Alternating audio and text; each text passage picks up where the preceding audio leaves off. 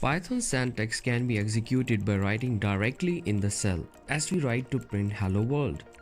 Here print is a built-in function to see output on the screen.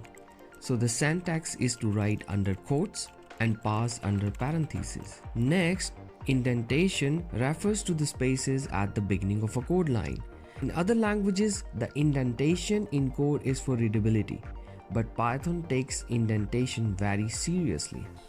Python uses indentation to indicate a block of code or the body of the statements, as in this example. Like in this example, if 5 is greater than 2, then the body of the statement is started after the colon. So when you press enter after the colon, it will take you to auto indentation from where the print is starting. So this is the right syntax and it does not give you error. It produces the output, which is 5 is greater than 2. So in this example, after the colon, I pressed enter, but I did not start it with the indentation. So I started from the beginning of the cell. So it means that the indentation is not produced. So in this case, Python will give you error.